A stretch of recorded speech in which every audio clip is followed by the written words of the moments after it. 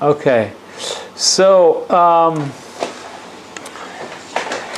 what we are going to try to talk about the where is the position of the subject regarding in regard of the L the schema L.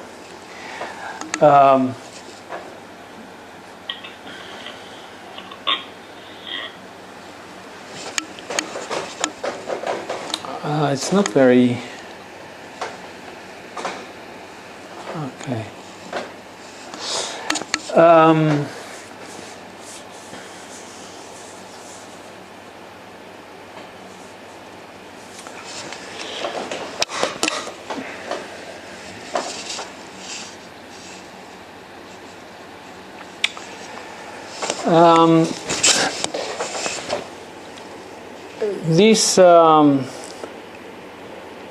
This approach of the subject is a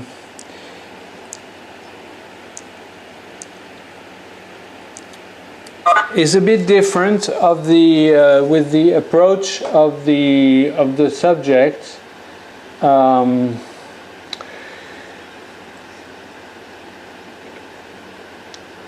because it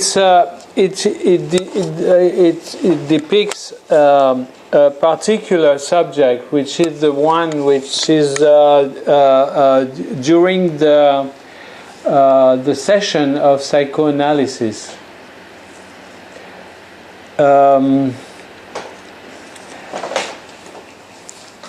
In what way? In the way that this subject is not supposed to be divided. And therefore, that's why here the S of the subject is not barred.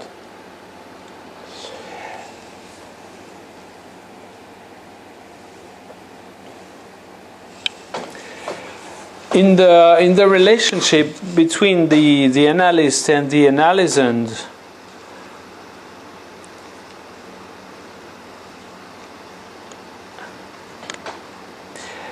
there are some intense moments when the subject, the analysand, has the feeling that he has reached something and that he found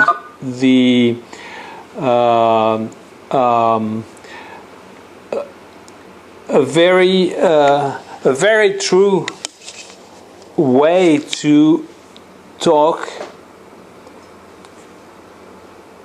about himself to the analyst.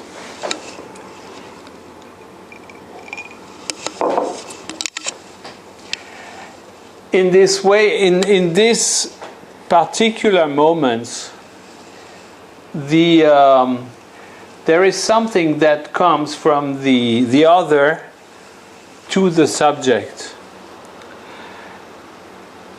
and it is a feeling that one can encounter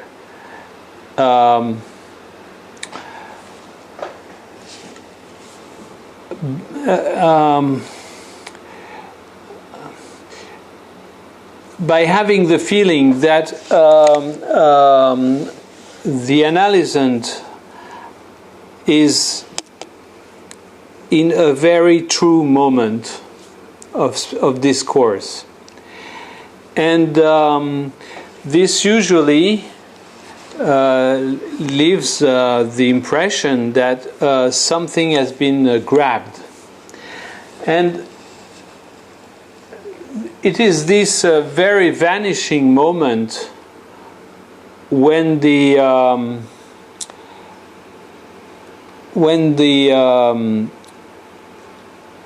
it is a vanishing moment when the subject is not divided.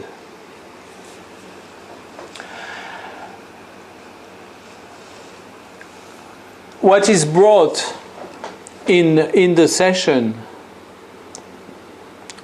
through the speech in the discourse is a relation, through the imaginary relation between two egos.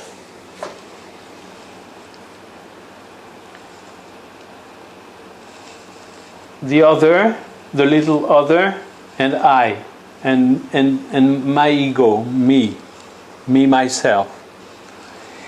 And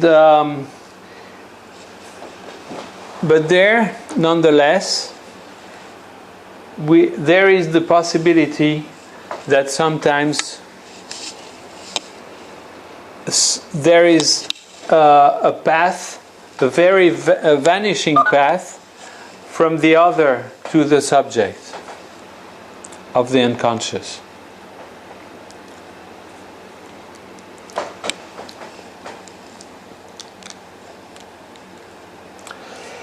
But now the question is, and we will come back here later, but the question is, what is happening most of the time when I am not able to have this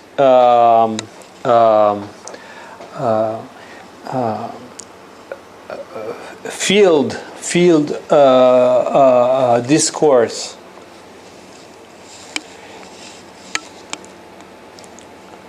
What's happening usually, most of the time, within the session of analysis and in the regular world, is there is something that prevents this path.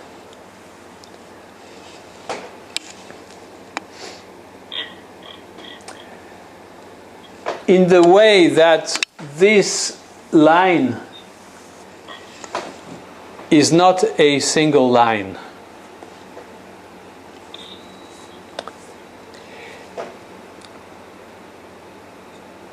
This line has usually a width, and this width is a rampart to the process going from the other to the subject.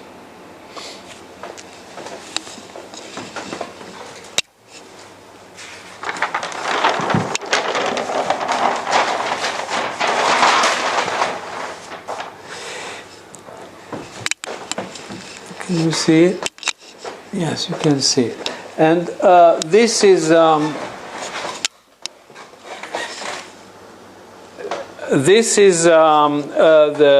the situation that is corresponding to the usual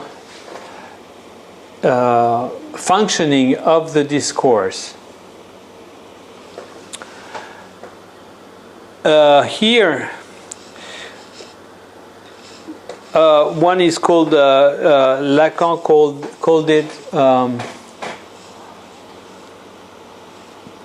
R,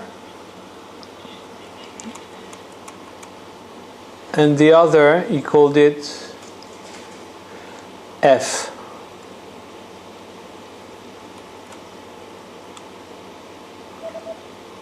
Okay. Okay, so if you have a look at the F, the schema F, it looks very much like the previous one, but we have this this band, and this band is a rampart against the path between the other and the subject. And therefore you can see here that the S is presented with a bar. The subject which is reached here is the subject divided by this band, which is a real band. So this we have this here as was drawn the schema L R, and where we can find the three dimensions: the real, the symbolic, and the imaginary.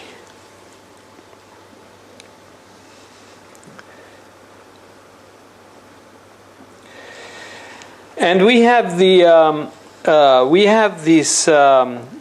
A prime line, which is one of the edges of the real, which is in a way what we have access when we are talking to an alter ego.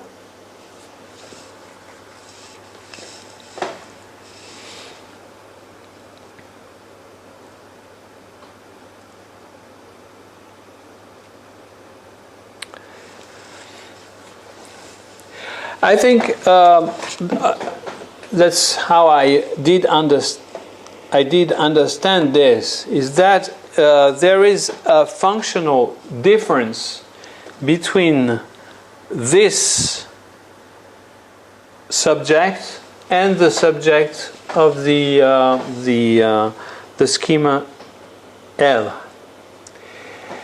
In the way that the schema of L is supposed to be the a subject which is completed, which is complete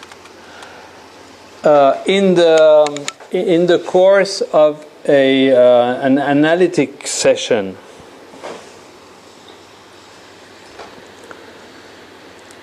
And what is presented here is the subject divided by the presence of the real.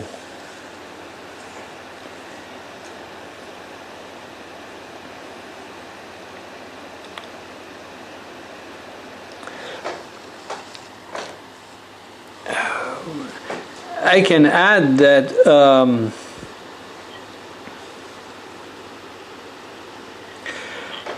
another way to indicate how the subject is divided, it is through the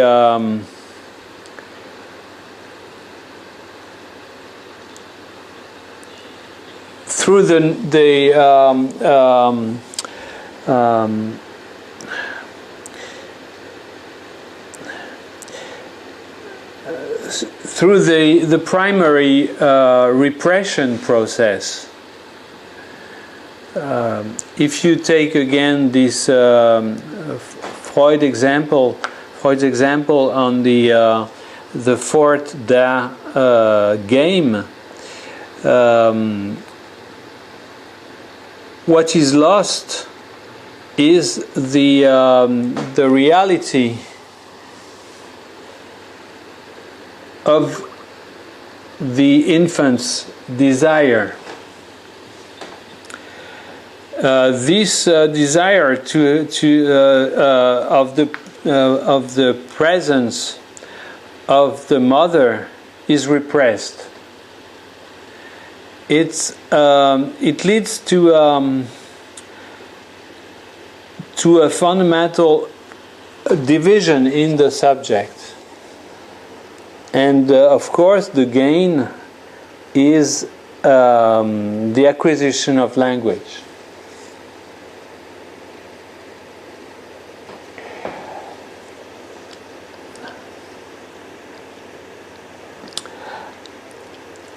I think that is why one reason why we evaluate very much in the sessions when we are in the position of analysand, when when we have the feeling that this repression has disappeared, and that we are again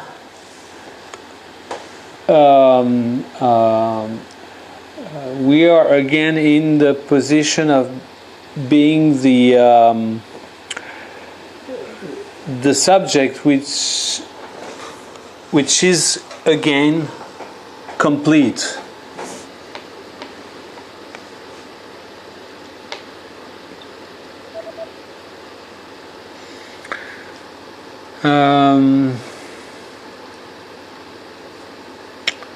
Okay.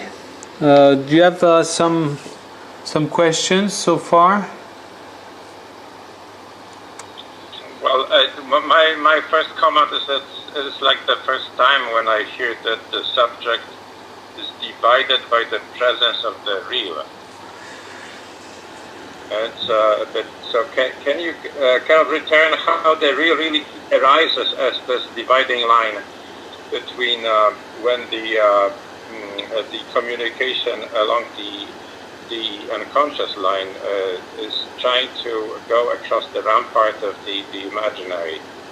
So how is that there is some sort of presence of the real?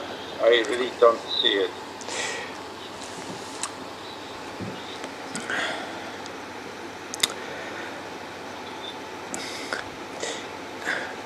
It is very redundant in the way that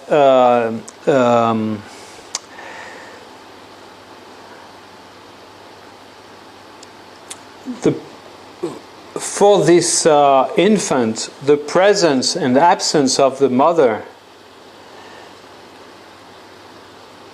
is one of the first emergence of a real that to which the child is going to be confronted, and against this real he has no solution to avoid it. Okay. And in the Freud's description, the child facing the real of the disappearance of the mother invents a game, the game of the real. Real, okay. Against the real, he invents a real.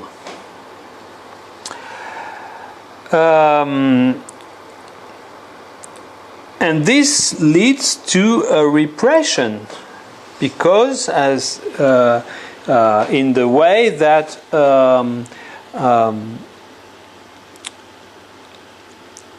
later the child or the adult will never have an access to the very truth of his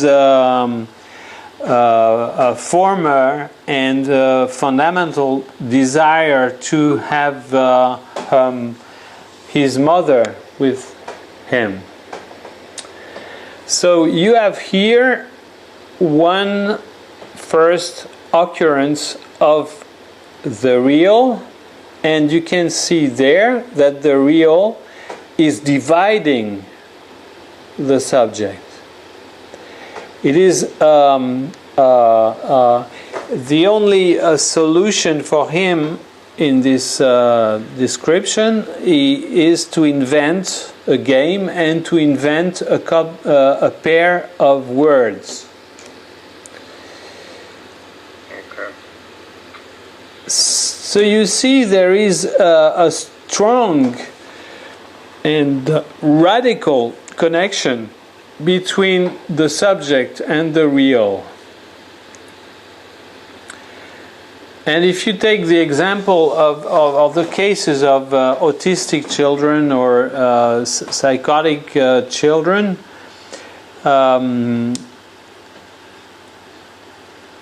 they always are facing the impossibility to accept the real as something that has to be repressed.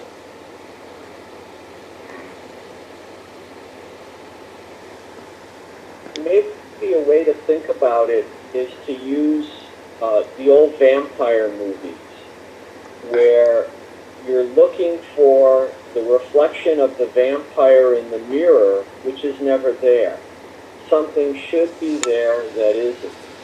And then what do you do with that experience? Most of the people, in the good classic vampire movies write it off as, well, maybe it was just my imagination. But for the child, that expectation that fails establishes a before and an after. And that's that cutting punctuation of the real.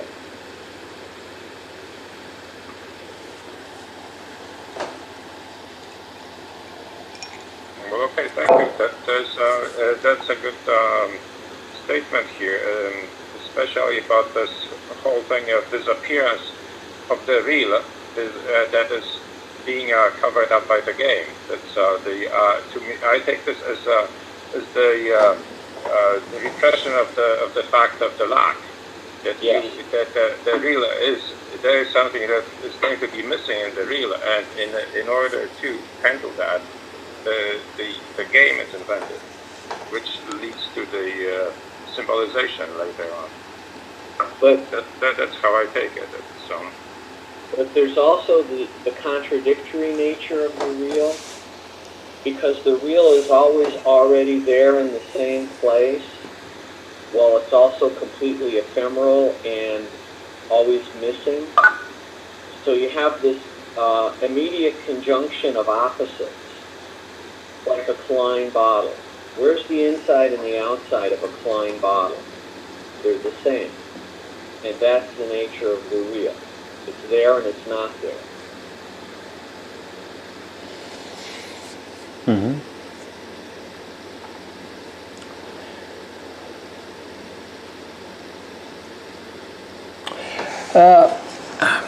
We can, in a way, if we come back to this opposition between the divided subject and the complete subject, you see that if you look at this this schema, you can see that it is going to depend on the width of the. I'm changing this. It's not very easy. It's going to change depending on the width of the real, and you can. In the sessions, you can think of this band as having a variable width. It's pulsating, and there are some other situations where we can have this feeling as well. Is when you are in a theater and listening to a play.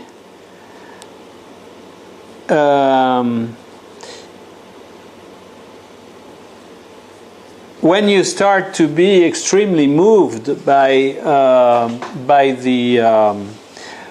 the actors or the actor. It is certainly due to the fact that this actor is the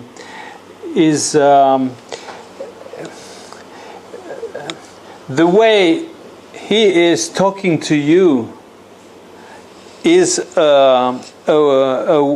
his aptitude to reduce the width of the real up to the point that these two blue lines or these two black lines are contiguous, and this contiguity brings back to the L.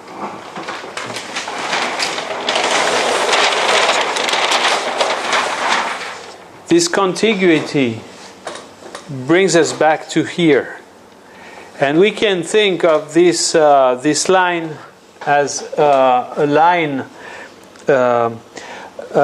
actually like a double line, but with zero width.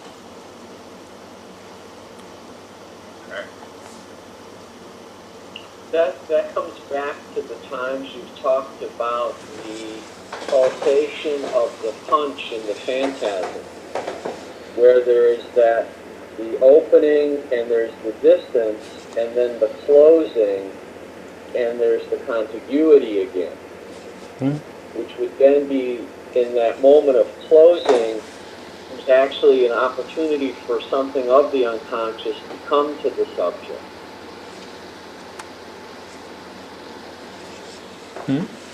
Yeah. I don't know how to say that in English, but Lacan called that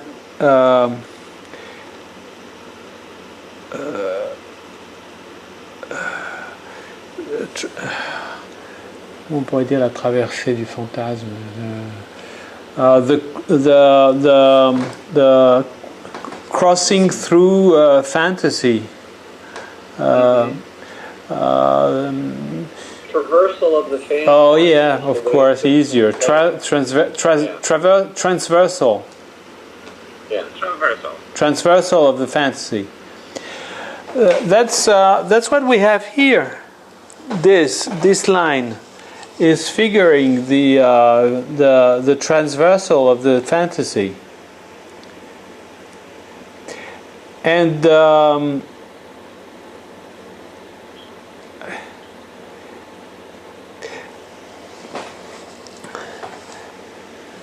if you are as in the audience of a theater and you start to cry because the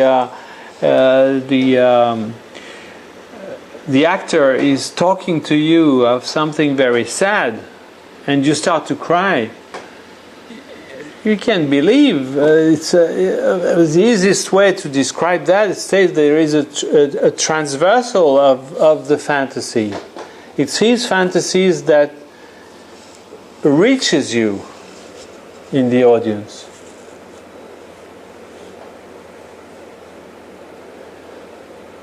So this L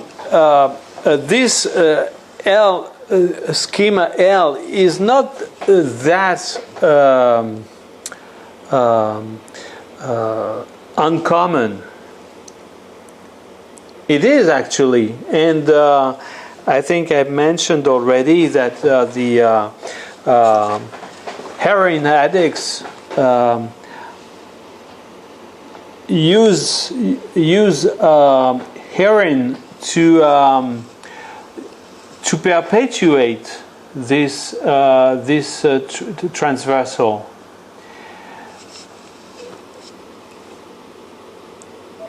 They are not able to accept that this transversal has to be vanishing.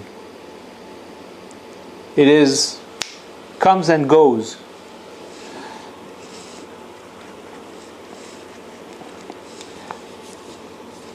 And we, not being heroin addicts, we accept that this vanishing structure of the transversal of the fantasy.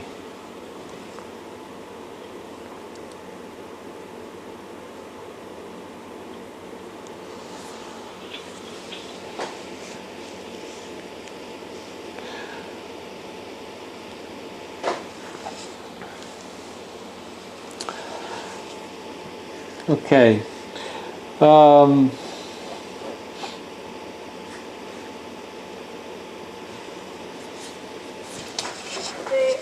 This traversal of the fantasy is more something that you feel rather than you don't talk about it. You feel it in the room with the analysm, or the analysm feels it in the room. If I understand you well,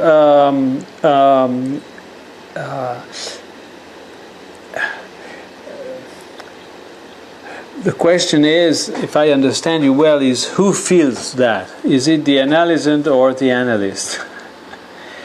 And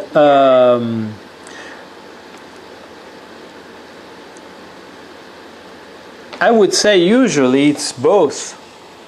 And for me as analyst, it leads to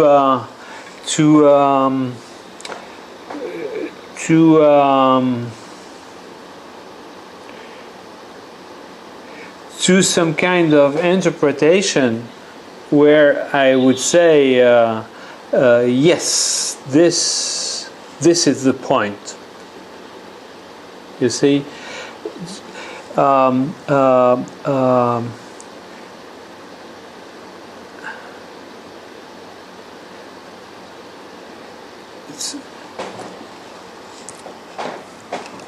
think we, in the position of the analyst, we feel when the speech, the discourse is full.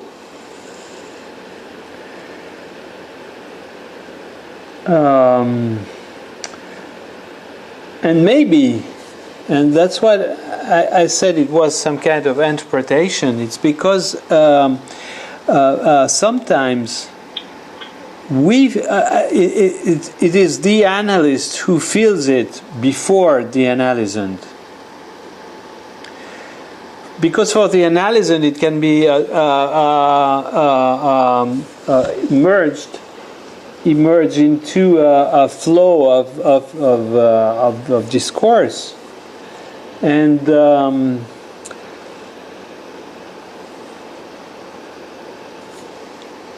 I think it's our duty to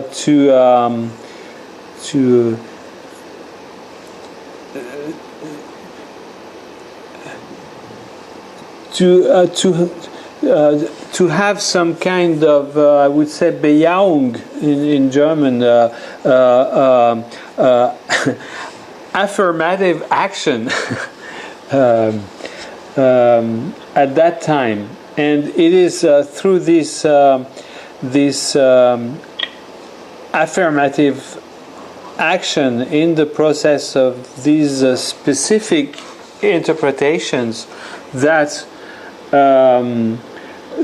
sometimes the analysant will immediately react by realizing that he has been through this process.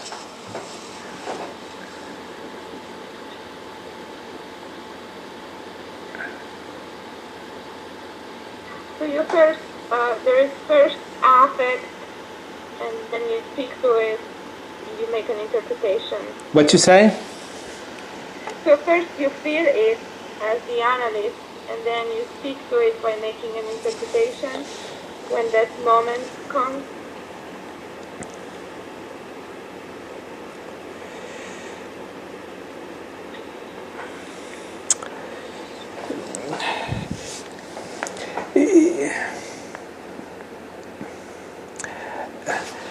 It is in a way like as if I say at that time to the analysant, yes, you have reached me.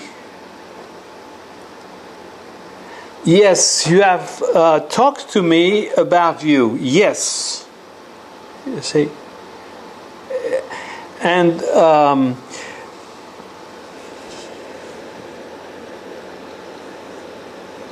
then usually the next session the patient will will explain or talk about the effects of this Beyang.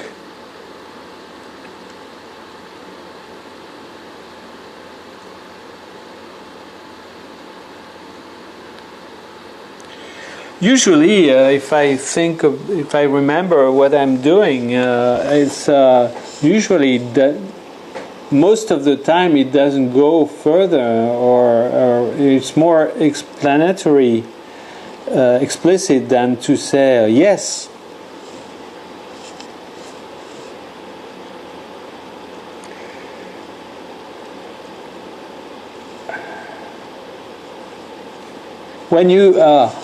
When suddenly in a play, you as a spectator, as an audience, you start to cry. It's a way to say yes to the actor. You say yes, okay. You've reached me. You have reached me. You moved me with your words.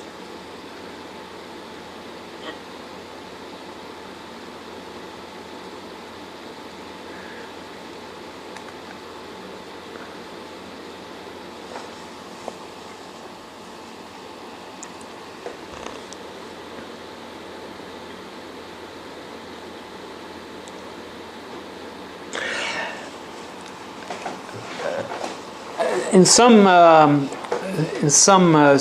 cases, some occurrences, some kind of Verneinung will follow this Beyang.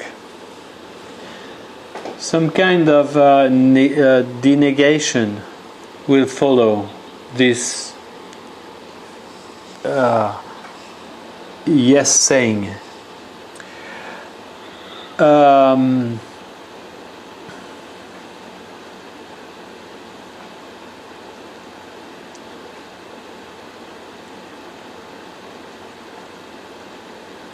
Yeah, if sometimes it leads for me as an analyst to say yes, and then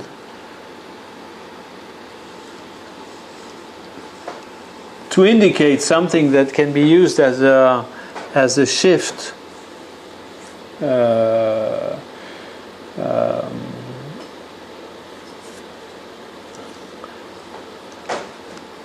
As like if you are changing the angle, of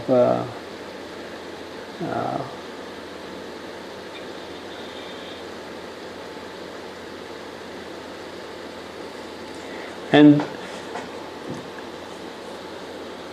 I would say that this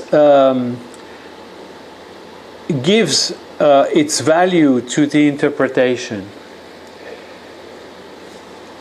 Because we can put a question, why an interpretation makes a flop or has an effect.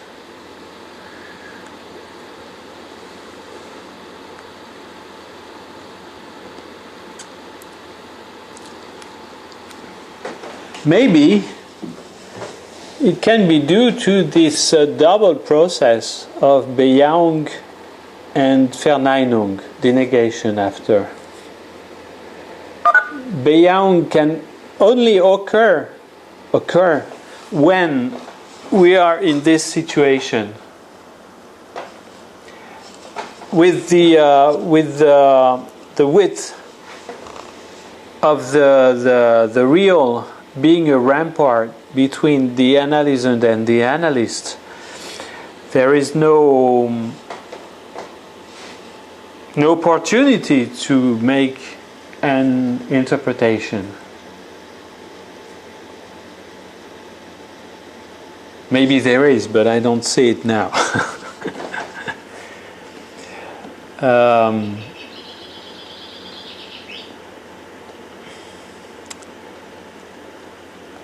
But it can be the proper time to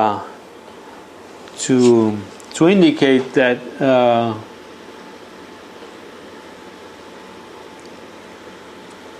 there might be another possible vision of the world.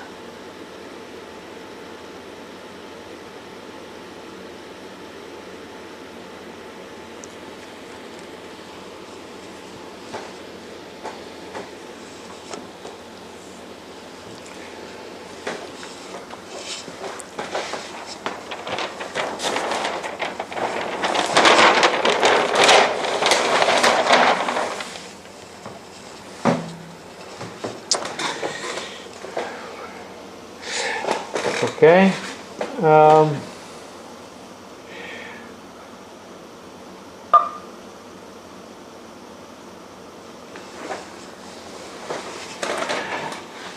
As you know, these two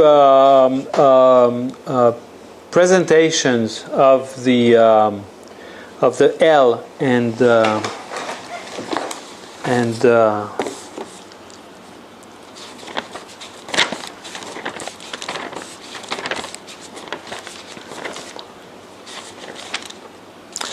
of the L and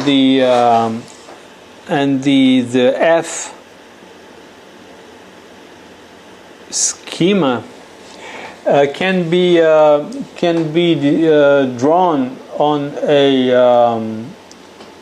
a projective plane.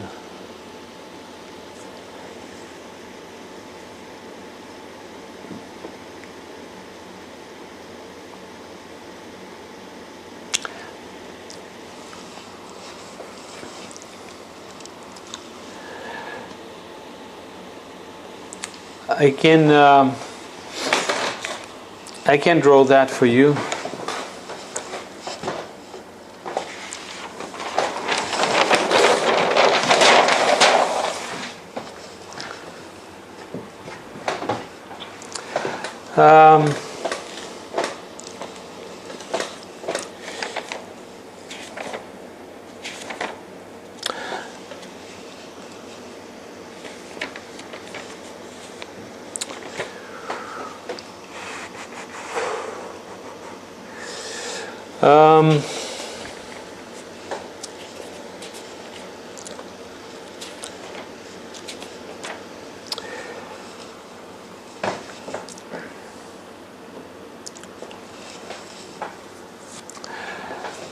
Okay.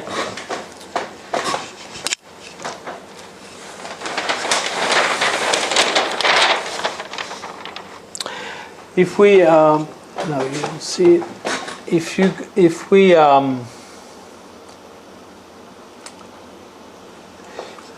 we come back to this one,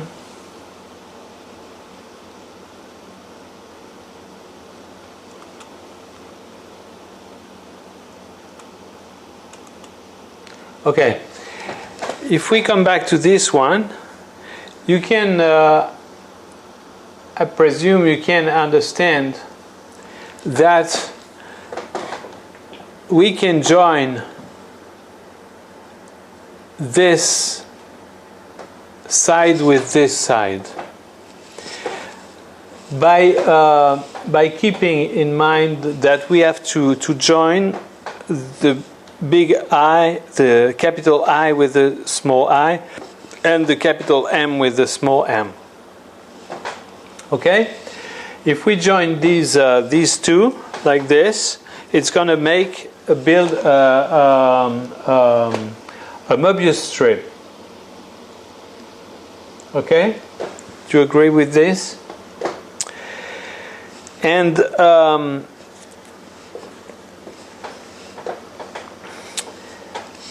which is going to be completed with this and this. Therefore, we are arriving to the structure of a projective plane.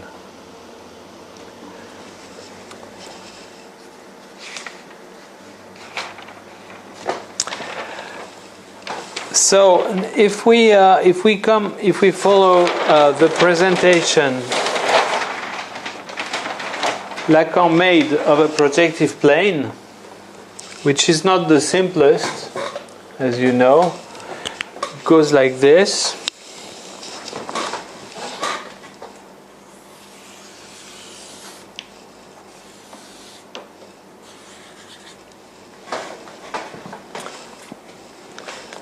And we can draw on this line. This is an immersion line. We can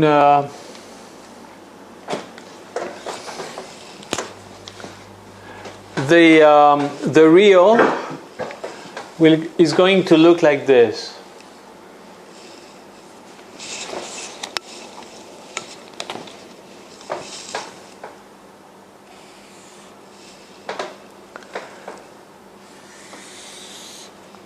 Goes behind.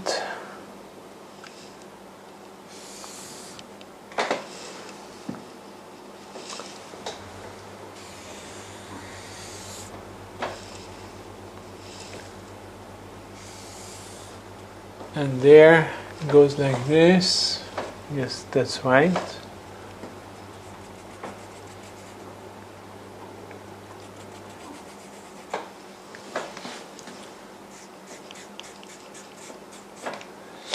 Here we have the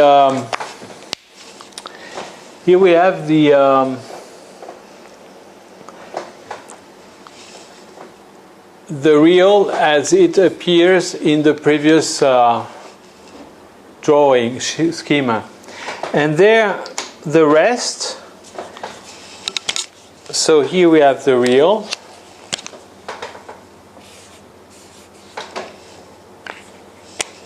And here we have the symbolic, which is going to be here.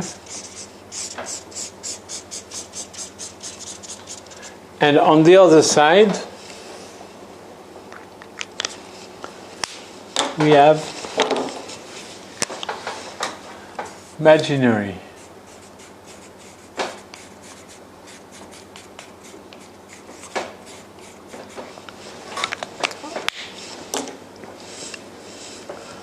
Okay.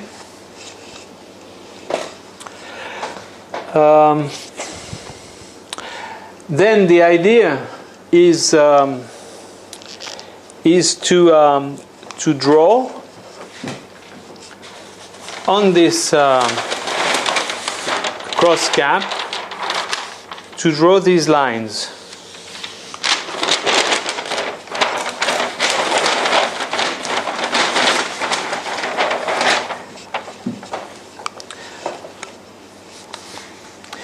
So it goes like this. From the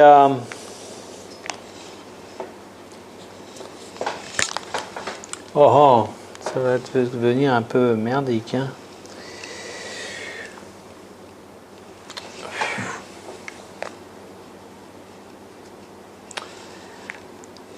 I'm not sure you are going to understand what I'm drawing, eh?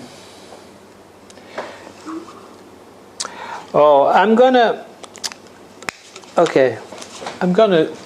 simplify. I'm gonna only concentrate on this part to show how it is an obstacle for the path from the other to the subject.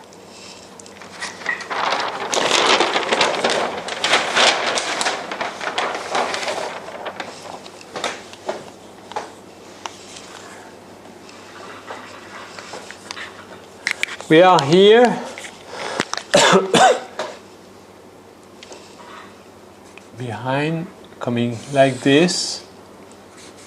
We have here the unconscious, and what we expect that we pass like this.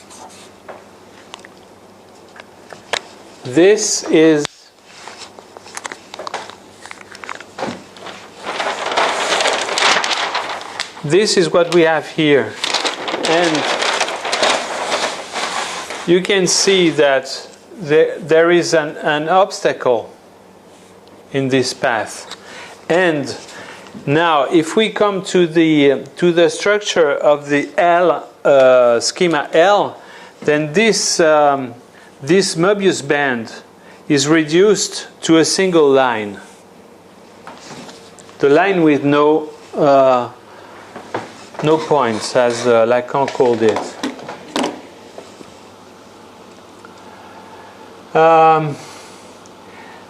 Does it make things simpler, or worse?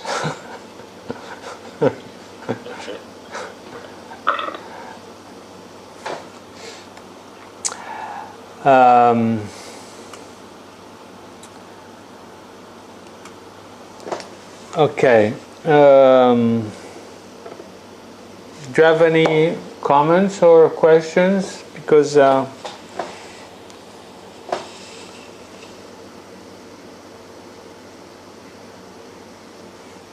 wondering how the subject is different or similar to the concept of self. the concept of what? Self. Of self. Where? Say again your question. Say that again. Is subject equal to self? Is that how we think about it, or?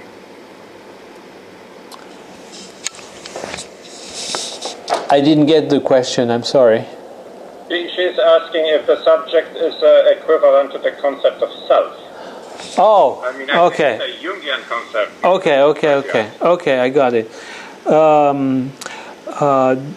Definitely not. First, the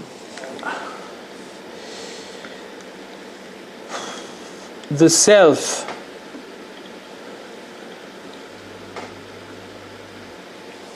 My first question is it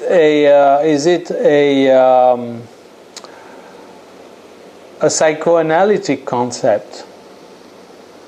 The self. Yeah, first we have to define self. Huh?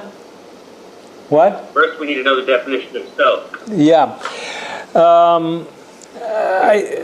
I don't see an equivalent in French, and I'm not sure that this concept is relevant with psychoanalysis. We are more dealing with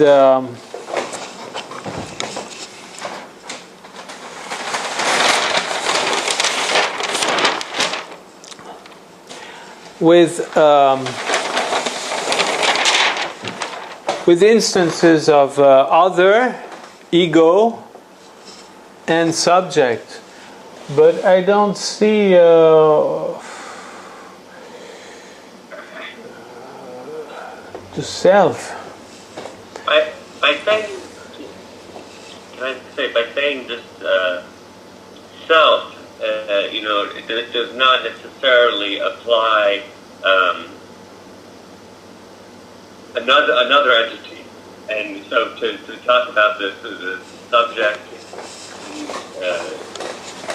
in psychoanalysis, we can only do so because it is the subject of an object or the subject of something else. Well, self generally, I mean, obviously that's one of the biggest questions of civilization, but to say something more specific about what the subject is rather than to say anything about what the self is, we would be we choose the subject because the word subject to differentiate from any notion of an autonomous self in the first place. I think we refrain from using Magdalena, we should ask what you in this situation. Sometimes talk about true self, false self. It's more, I guess, it comes more from Winnicott and kind of his way of seeing the patient. But I'm wondering if there is any translation between, the concept of the subject and then concept of self, full self, false self, self like that.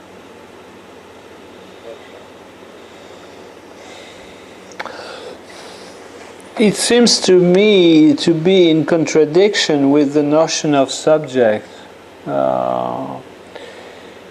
with the divided, the fact that the subject is divided. Self.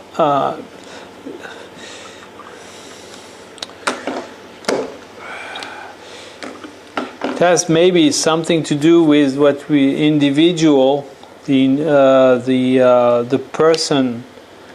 All these terms negate the fact that the subject is divided.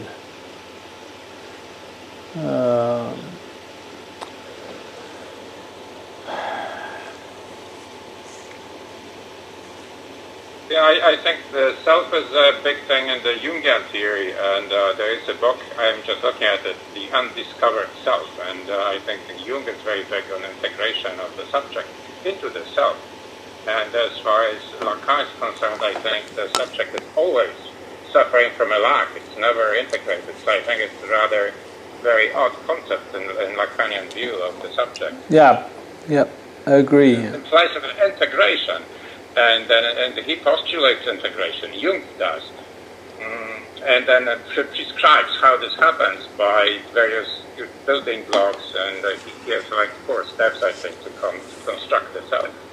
And that's not Lacan. Right. Yeah, that's my view. Yeah, it's a term I never use, self. I think it's looks to me like something which has to do which is close to the ego, therefore to the moi. Therefore, it might be something which is in part of the imaginary relation between subjects. And you mentioned Winnicott, that I don't know very, but it seems there is something that has to be reinforced, and it seems that there is like nearly a moral appreciation of the different kinds of self.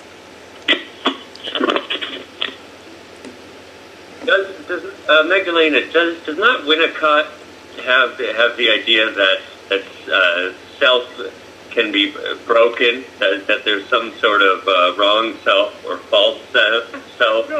Something which I don't really know anything about, but it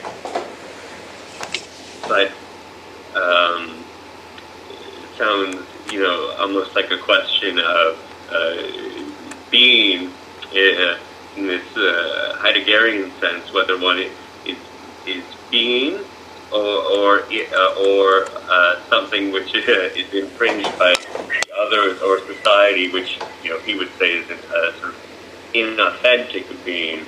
But I think knowledge of it, but that and so maybe you can elaborate on it, but that there is some sort to the self of Winnicott, there is some sort of autonomous, authentic, given self that just exists, and would, in the terms of Lacan, would exist for the subject.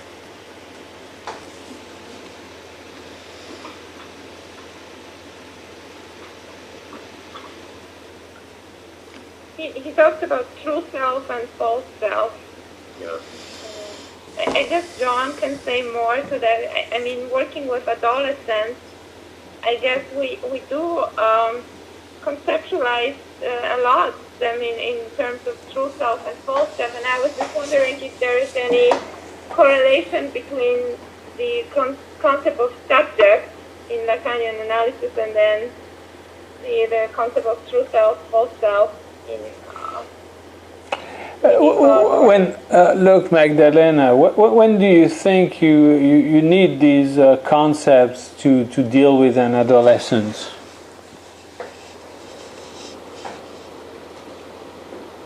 In what cases?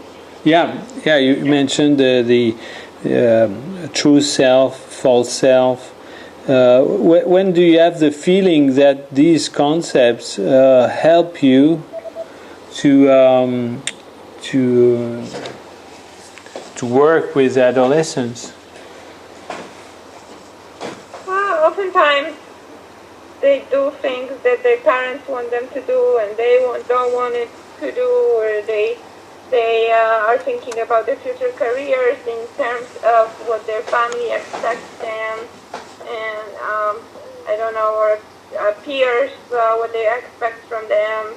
And oftentimes it's not what they actually want, but they have a hard time figuring out what they want. So I don't know, but then it's helpful. To be pulled by the imaginary of someone else or of something else seems like a way to relate to it.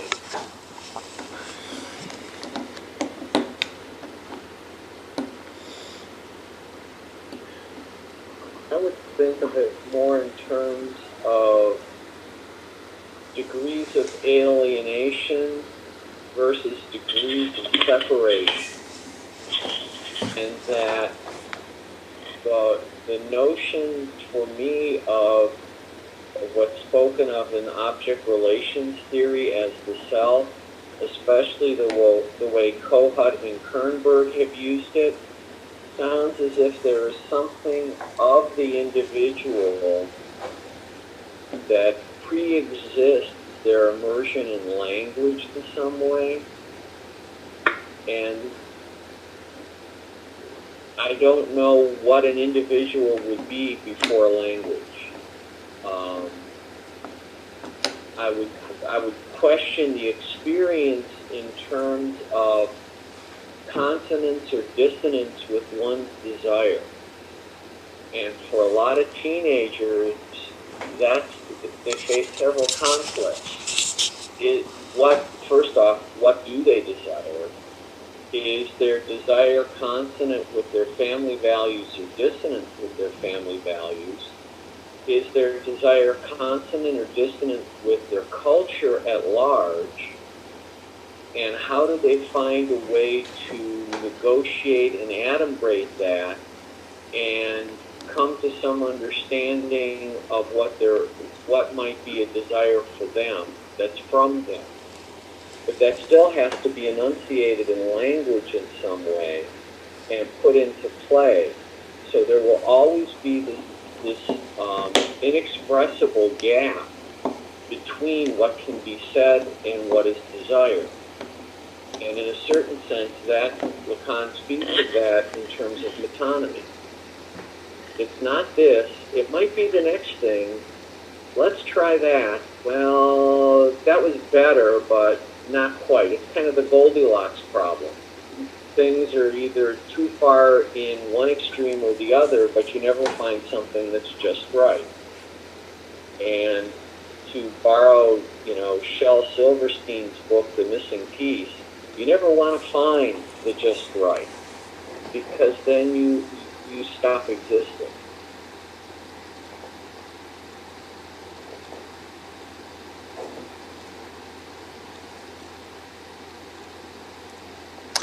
And this true self, false self, and so on and so forth is not within the discourse. It's something that would be nearly some kind of ontology.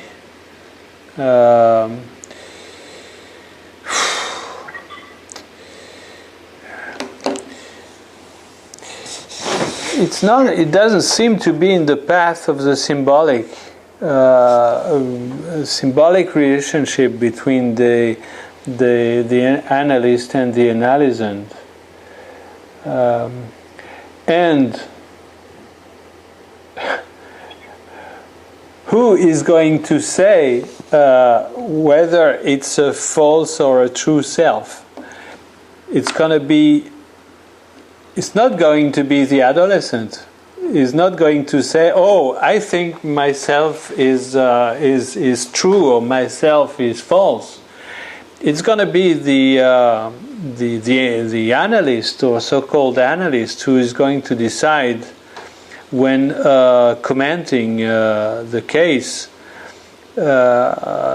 who is going to talk about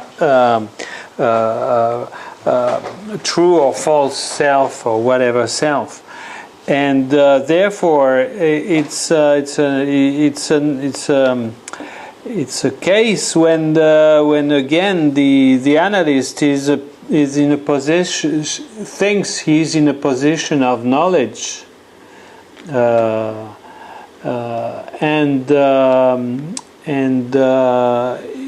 so therefore it's not a position of an analyst, which has always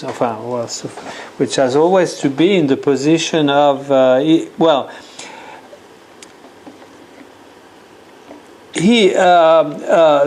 analyst decides that this guy is supposed to know something about my symptom. But there, in this use of these terms and concepts, it is not in this position that it is uttered by the analyst. It is uttered in a position of knowledge. So it's not, and now I realize how I explicit that this is not a psychoanalytic concept, because it is a concept based on a knowledge. It is in the it is part of the discourse of the university. It's not part of the discourse of the analyst.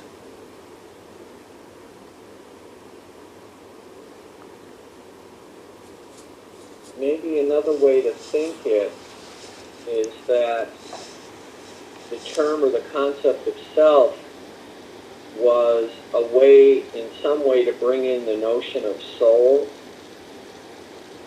and that soul always implies an omnipotent and omniscient God. And in a certain sense, if that's who's constituting your mirror, then you have other problems. Yeah, it's funny because it's true and it's false what you're saying, because I don't know how it is in the English translations of Freud, but in the French translations you never find the word soul, which is âme in French.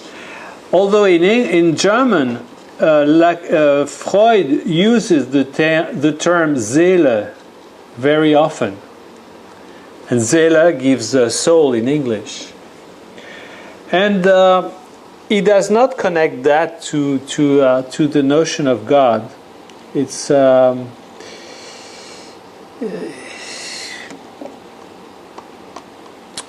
I don't know exactly how he uses it, but it's I don't know. This has to be checked a bit more. But I know that the term is used pretty often in German. Die Seele. How is that spelled in German? S-E-E-L-E. Seele. Ah, okay. S-E-E-L-E. Die Seele.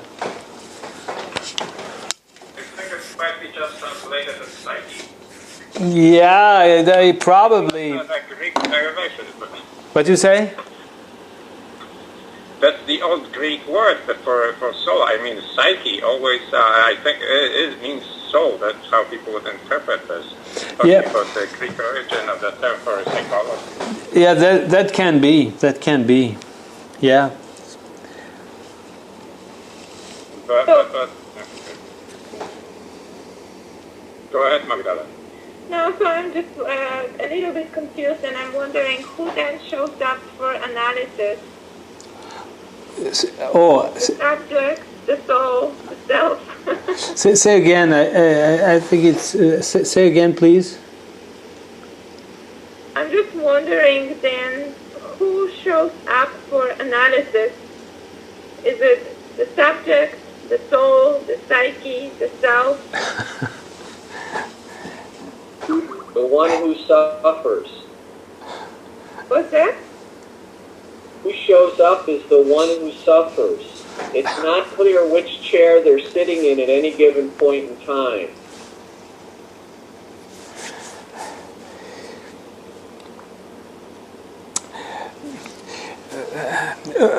Maybe a way to answer to your question is that never forget that psychoanalysis is the reinvention of the subject of the unconscious. And it's what's here that has to be reinvented, because we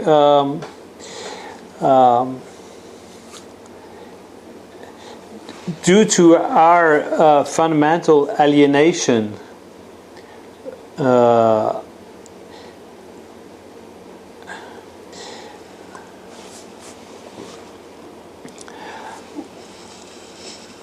we are shifting from, we are believing that we are here, although we are here.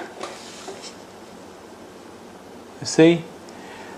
And I'm pretty sure the self you mentioned is somewhere here. It's, I know that you have a self which has to be, which is distorted.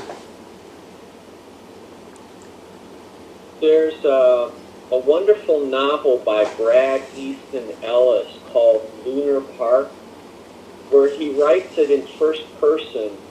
But his problem is that all the characters from all his other novels are showing up in his hometown and interfering with his life. The analogy I'm trying to draw here is that you suffer because the story you're trying to write about who you are attempting to become has ended up with you in an impasse that you can't get out of. That's the imaginary access. So how do you then break out of that? How do you destroy that text? How do you deconstruct that text and start a new story? And from the position of the analyst, you never know what are the signifiers that are going to allow the analysand to institute the writing of that new story. You're waiting for that gap to close and something to come across that you can then emphasize, focus, underscore, punctuate in some way that then gets the work going. In that sense, in logical time, the instant of seeing and the moment to conclude overlap. And the time for understanding is everything in between. Yes, and I would add that the magic of psychoanalysis is due to the disposition of the process. You come 2 or 3 times a week, maybe you can lay down, and you talk to me about you. And that's all the and then through this disposition to this artifact in a way, the magic takes place, and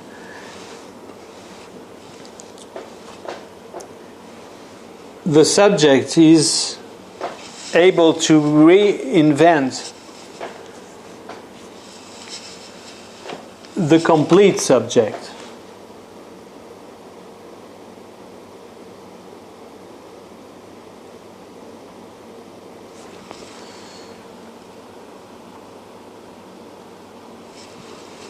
In these intense moments rare as well. Intense moments of the dialogue between the analysant and the analyst.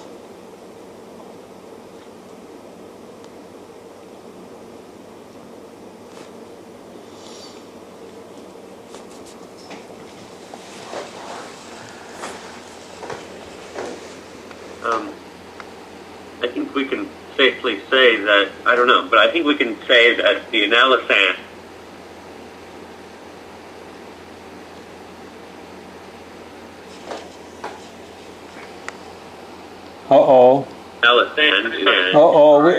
Say again, we've lost a part of what you were saying. Say again. As the who comes first. I have a very poor connection, so you may not be able to. Maybe you should stop the video because yeah. Okay, say again. Oh. Seems to be worse. We have lost you. Hear me any better now? Yes. I can hear you. We can hear you. Yep. Okay. Oh. It's muted out. Oh. Yeah, you. Can you hear me? Yes. Okay. An idea I had is that could we say that the analysand is who comes to the office,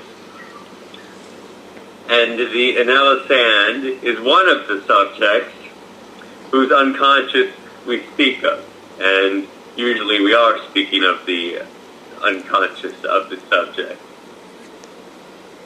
I mean, the subject is not can't be just a person, just the analysand, because the analysand is the subject in regard to the analyst or in regards to something else.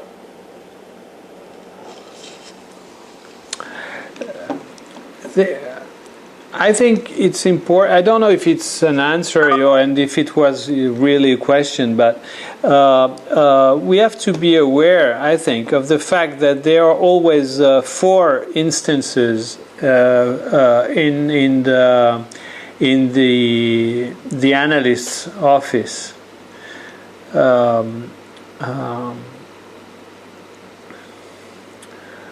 The two subjects involved and each one's author, big other. So there is it's some kind of dialogue between four instances, and you see, that's why it's written here. Okay, this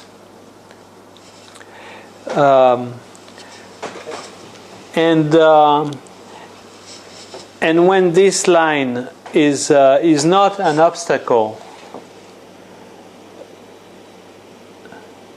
maybe we can think of a convolution of these four instances into two instances. When I start to cry when I listen to an actor,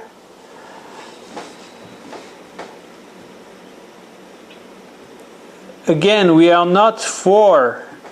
There is not four instances anymore. There is only two instances. We can say it that way because we feel it that way, and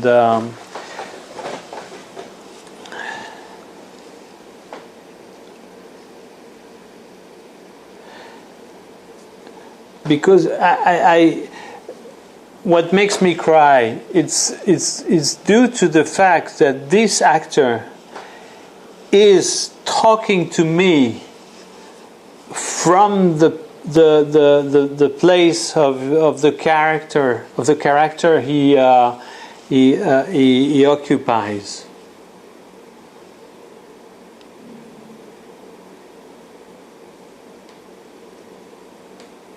And the great challenge of these actors is that this convolution is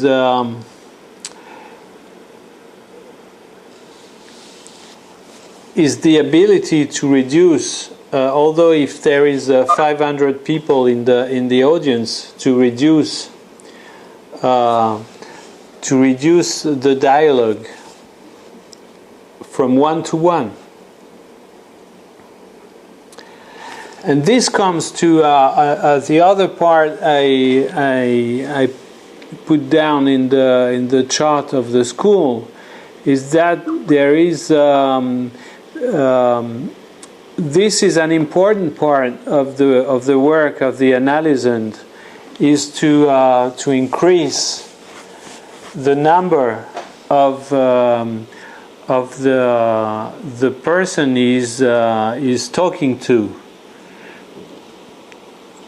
The analyst is one, then the cartel is 4 more, and some colloquiums or some groups is even more people. So, and this is something important in the structure of the cartel, is that although you are talking to 4 people when you have something to say, you are going to talk to each one in the one-to-one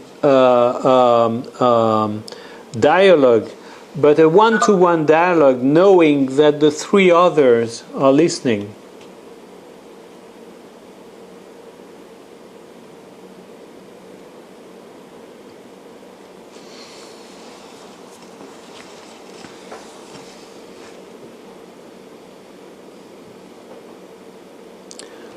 Okay, if you have some more comments, feel free to. Another question. Yes, please.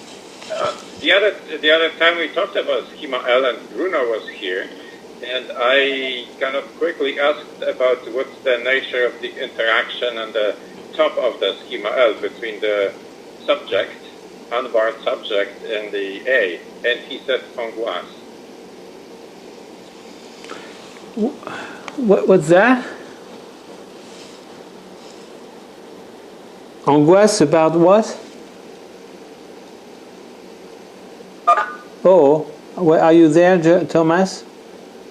Yeah, I just crashed on my end. I don't know if you heard the last word. Or what No, say again. I was talking about the nature of the interaction between S, at the top, and the A, the right upper corner. You know, the top line. Once the subject is constituted in the interaction, then what's represented by this interaction line between S and little a? Yeah. And Bruno was here and he said angoisse. You know, the anguish. Anguish. I wonder, yeah, I mean, that's very puzzling and very actually enticing and interesting. So how would you comment on that? So what's happening there?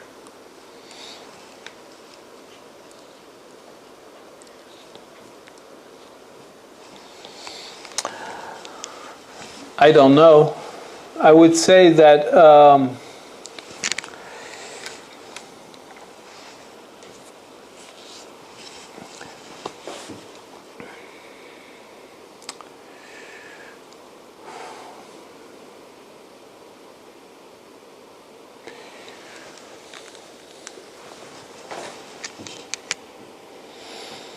I don't know. I don't know whether. Why did he call this anguish? And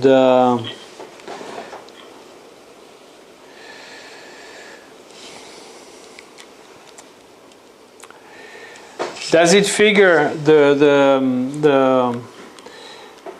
maybe it figures the way that in the dynamic, you cannot remain in this position of complete subject, and that you drift automatically to to the captation by the ego.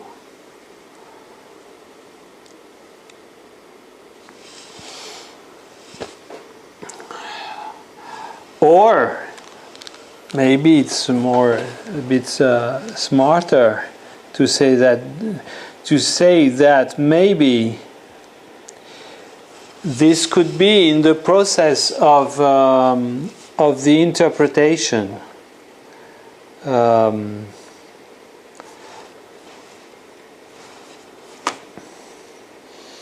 Well, no, I don't know really.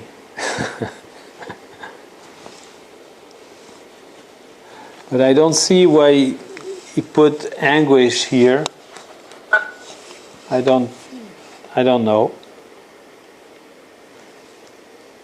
Yeah, I was thinking that maybe it is just what you were talking about, like being moved by an actor, by being able to traverse to the point of being moved.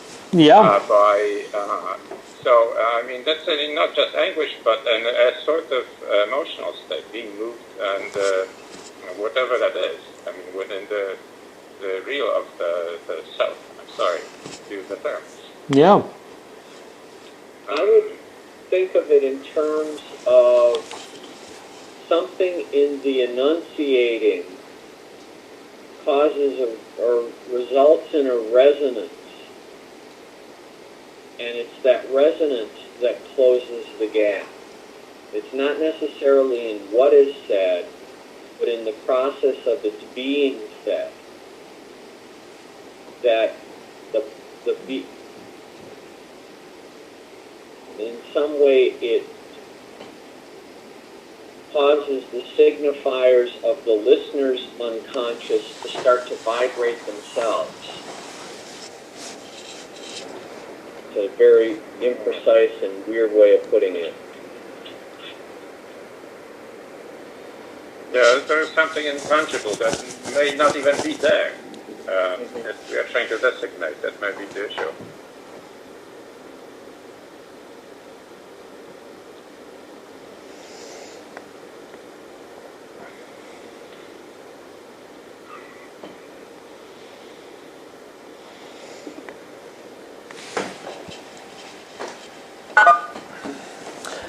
Okay, so we can take some more comments or questions, because I'm getting tired.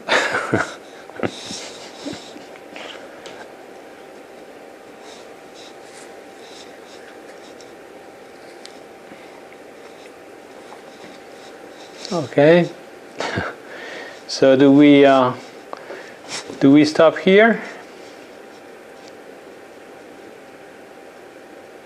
I think it's a good place to stop. And it's a good timing for me to stop. Okay, so I think we have a date for the next. Like Magdalena, you put that somewhere. I would have to check. Yeah. Well, it's not. Sometime in May. Yeah, sometimes in May, and yeah, I think it's between before, or it's around the second Sunday of the elections in France. So we'll have news, and I hope the news will be good. We'll see. Okay. Take care, all. Okay. Thank you. Thank you. Thank you. All right. Thank you, everybody. Thanks. Bye. Bye-bye. Bye. Comment on arrête ça? Leave meeting.